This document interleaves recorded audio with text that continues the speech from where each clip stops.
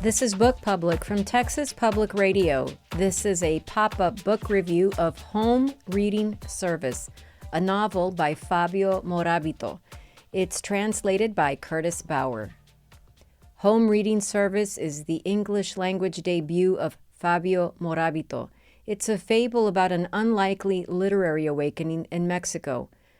Eduardo is the 34-year-old narrator living in Cuernavaca, known as a city that had no soul, only swimming pools. He runs his family's furniture store and is being extorted by an organized crime ring. After being found responsible for a car accident, he must do community service, which involves establishing a home reading service and becoming a home reader of literature for people in need, homebound folks or others who are not able to read on their own. His heart is not in his readings at first, and these performances are met with boredom, even irritability. He's being forced into this community service after all. He has no interest in reading aloud or in reading or in books. But one participant, a paralyzed woman, somehow encourages his reading, finds his voice mesmerizing. She considers him to be a true artist, like the writers whose masterpieces he reads aloud. He begins to fall in love with her.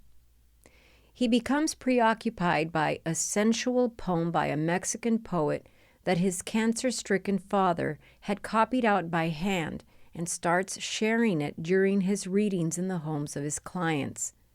This sharing elicits a poetry craze in the uncultured city.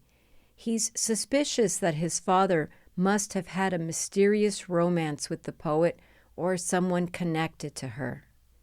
The preoccupation grows, the mystery does too, and intersects with the other conflicts in the story, the crime ring that extorts money from Eduardo and from the owner of El Caracol, the used bookstore, the patrons in their homes, each with quirky behaviors and each with a deep dislike for Eduardo, the longtime caregiver Celeste, who cares for Eduardo's elderly father and somehow, though uneducated, can intuit poetry, even though she never learned to read.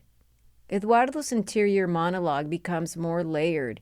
He had so long been indifferent to these literary works he read. His reading, even with his sonorous voice, had for so long been uninspired and flat, unfeeling. Eventually, he reads because he is able to feel, and feel for everything and everyone around him.